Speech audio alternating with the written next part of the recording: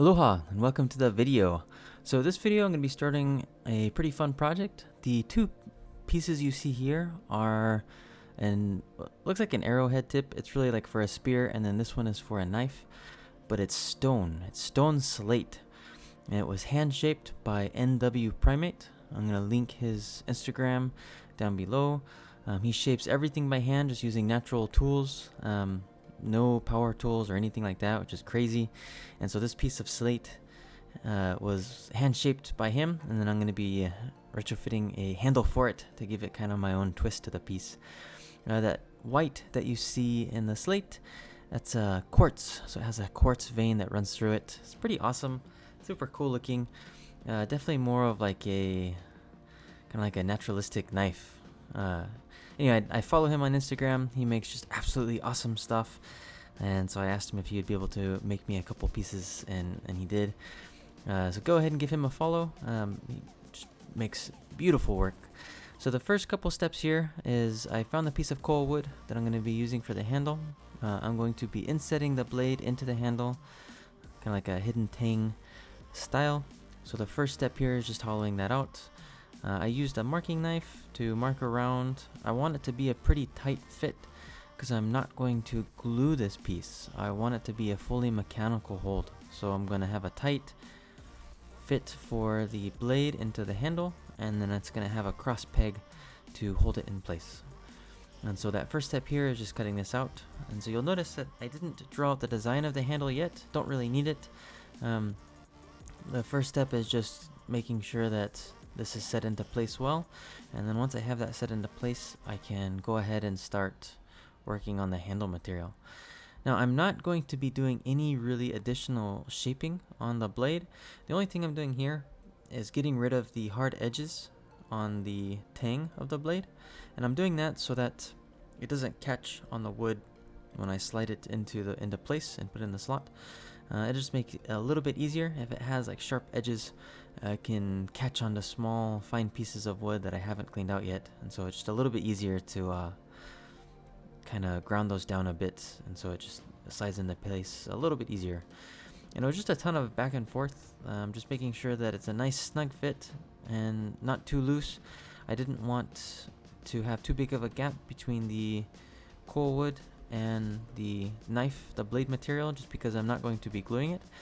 If I glued it, I'd probably use an epoxy mixed with wood shavings, and that would kind of fill in all the gaps and hide them. But since I'm not going to be doing that with this piece, I'm trying to make this a nice, tight, snug fit. And since I can't really do too much changing on the blade itself, I just have to get the handle to fit. So I finally got it to a spot that I was happy with. It was loose enough that I could slide it in, but tight enough that it held snug, so it didn't have any movement back and forth. And so now that I have that set, the first step is I'm just marking where the tang goes into the wood so I can keep track of that, and then drawing my design pattern into this piece of koa. I am going to be making a sheath for it out of koa wood as well, but in this video I am just working on the knife itself. So that'll be part 2, which will be the next video. I may or may not do some testing with this piece. It will be for purchase, but I'm kind of worried. I'm not very familiar with slate, so I don't know how hard it can be, or rather how brittle. And so I'm a little bit worried if I do some testing and I snap the blade. I won't be able to fix that. So I have the primary body cut out. I can go ahead and start shaping on it. I'm not going to be shaping too far before I cut in the peg. I'm just shaping it enough so I can get an idea of where I want the peg to sit, the cross peg. But once I get it to there, I can go ahead and prep that portion of the piece. I also wanted to put a little bit of characterage in it, so rather than just a straight flat transition from the handle, it kind of has this triangle V shape that goes from the handle to the blade. I thought that gave it a little bit more character. I just liked the way that it's aesthetic a little bit more. The handle felt a little long, and so I'll probably go ahead and cut that shorter, but for the time being, I'm going to leave that there while I work on other aspects of the piece. So I'm using the drill bit just to go through the wood, that first section, and slightly mark the slate. And then I got some water on the slate, and I'm using a tile bit, a 1/4" tile bit to cut the slate. And that actually worked really, really well.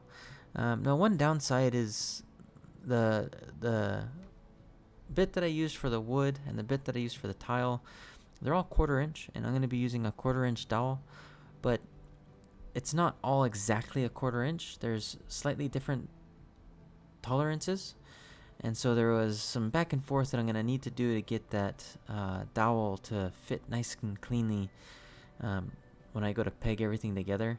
I didn't quite feel like working on that right away, so I kind of, after a little bit of back and forth and it was still too tight, I decided I would just put that to the side and come back to that. Plus, I don't really need to do it right now anyway. I really can't make the cross peg until I have almost the whole piece finished, just because the peg I want to be flush with the body, and I still have a lot to remove on the body. So there's not too much of a point in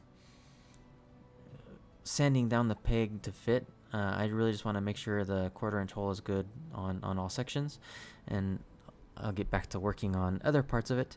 I don't have too much shaping left to do with the piece. It's actually mostly shaped down together. I did notice though that it had some pretty large cracks. This is an older piece, and so there was a little bit of rot, which is part of the reason why I picked that block, is because I knew that I wouldn't be able to use it for anything else. It also had some really beautiful curl. But what I'm doing here is I'm just using some medium CA glue, letting that soak into those cracks, and then using an accelerant to dry it up. I ended up letting it sit overnight just because I used quite a bit of CA glue, and the accelerant really only hardens that surface really fast. And so all of the rest of the glue that kind of seeped into the pores in those cracks, I wanted to make sure those were nice and dry, and so I went ahead and left that and then came back the next day. And so the final bit of a shaping I have here is just to kind of thin up the piece a little bit and then get rid of most of that glue, and I can go ahead and start sanding. For this piece, I'm only going to be sanding it down to 320 grit. If it's your first time watching my videos, or if you're not familiar with woodworking, the higher the number in the grit, the finer the paper. So the softer, smoother you can sand it down to. So I usually start around 120 or 150 depending on what I have, and then I'll move up to 220 and then to 320, and then depending on the piece I might move up to 400 or 800 or even 1,000 grit. For this piece though, I'm going to be stopping at 320, which will be more than enough for the aesthetic that I'm going for. Now, as I was working on it, there was a lot of empty space on the handle, and I wasn't quite liking it as much, so I decided to put in some abalone pearl inlays. And to put them in, I just used that little needle to score around there so I have my outline, and then I'm using a router bit on my Dremel and just very carefully routering that out. Obviously, if I had a router, that'd be easier, but I don't, so I use my Dremel. My daughter was interested in the pretty colors on the inset there, and so she was watching me put that into place.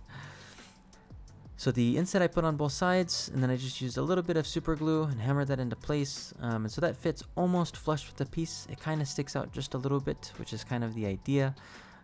You want it to have a little bit of character, so it doesn't look like a flat design, although sometimes you do have inlays which will be flat or flush with the surrounding piece. The inset kind of protrudes a little bit. So now I'm sanding it down to 320 all the way around, and I can go ahead and get it prepped and ready for oiling. But before I do that, I need to finish the dowel. So I have the piece sanded to 320, so I'm going to go ahead and get the dowel. I had an idea while I was working though to put the dowel in the drill here and then hold the sandpaper, and that sanded it evenly all the way around, and that worked perfectly. In fact, I'll probably use that trick again because sometimes I make my own dowels, and that was perfect. I was able to sand it down exactly to the dimension that I wanted it to be, so it's tight but not too tight, so you can get it in and out of the piece, but it holds nice and snug. And so once I cut it down, I'm going to use the grinder just for a little bit, not all the way down because I don't want to scratch up the piece. That just hogs away the majority of the material. I'll sand it flush with the 320 grit, And then once I have it completely flush, I'm gonna go ahead and burn the edges. So I do this so that when I go to oil the piece, the dowel doesn't expand. Otherwise, if it expands with the oil, it'll get stuck. It'll be almost impossible to pull back out or even put back in. And so I like to harden both sides. Now the oil will still kind of permeate through that, which isn't a bad thing. But this way it'll make it so that I can pull that dowel out when I need to. Now I still end up needing a little bit of assistance to put it in place, but it's not bad. It's kind of actually perfect. And so now I have everything sanded to 320. I can go ahead and oil the piece. I decided to oil it with the blade in place, and I decided to do that just because I'm going to oil the edge of the blade as well. I am using the tongue oil here. And man, did it turn out absolutely gorgeous. I love the way the handle looked. The only thing I don't like is the transition from the handle on top, where your the knife kind of rests against the inside of your hand. So the back of the blade to the handle, I really don't like how high that is bulging. It just doesn't, it's meant to be a stop and a spot where you can put your thumb, but I really wasn't liking the way that it was looking. I figured I would go ahead and oil it just because it was already at that step. Come back tomorrow, see if I still didn't like it. And if I didn't like it, I was going to go ahead and change that design just a little bit, which is pretty much what happened. So the next day I came back, pulled it apart, which is actually awesome. I love that this piece is fully mechanical, so you can take the whole thing apart. And I'm gonna go ahead and bring down that edge, that ridge, a little bit more. It was bugging me. Every time I looked at it, it just kind of looked cheesy. I don't know. It just didn't look good. Let me know in the comments below if you liked it better before or after I brought it down some. I like it better after. I don't leave it flat like that. I do add some contouring and some lines and some nice clean edges to it. But I do like it much better not being so high, and it felt better in my hand as well. So overall, I definitely like that feel significantly more than what it was previously. But again, let me know in the comments what you think. If you think I should have kept it. I definitely didn't, but let me know. So I'm going to go ahead and put everything back together. I do need to re-oil just that section, so I don't have to oil the rest of the body, just the section that I ground down. And then I'll let that sit out in the sun to get it to set a little faster, and I can start working on the handle wrap. And so the handle wrap is just going to be a basic lash. I'm not going to be putting in feathers in this piece. I kind of want this piece to be a little bit more rugged. So it does have an inset. It is using some beautiful koa, but at the same time, I'm kind of thinking this would be a piece that you had out in the wild. So that's why it's a fully mechanical. So if the blade snaps in half, you just pop the peg, pull it out, regrind a new blade. The only thing that needs to match is the tang. So as long as the tang from the old matches the new tang, you're good. And you can continue to utilize the handle without needing to make a whole new handle. But after I get that lashed into place, I'm going to go ahead and fire the end of the wrist strap. That just kind of locks everything in place. It does have a wax coating, and so when I did that, it kind of melted the waxing. So I just pulled off the excess and then did a final coat just to get everything nice and clean. And so here is the finished piece. Man, did it turn out actually really awesome. I was very happy with this piece. It's very beautiful. I may or may not test with it. I haven't decided yet. I am going to be putting it up for sale once I finish with the sheath. But for now, I'm not going to test with it just because I don't want to break the Slate, the stone blade. I'm not as familiar with that material, so I don't know how much stress it can take. So I may or may not test with it. I haven't decided yet.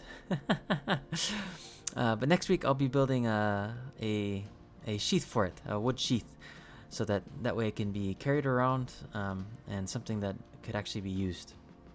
Well, if you like it, let me know in the comments below. If there's something that you thought I should have done differently, let me know. The blade was absolutely gorgeous. He did a beautiful job on it. I love the way that quartz vein goes through it. The pearl was a nice offset. to the darker blade. Just absolutely gorgeous. Again, his Instagram is NWPrimate, and I'll put that in the link down below. He does absolutely awesome stuff.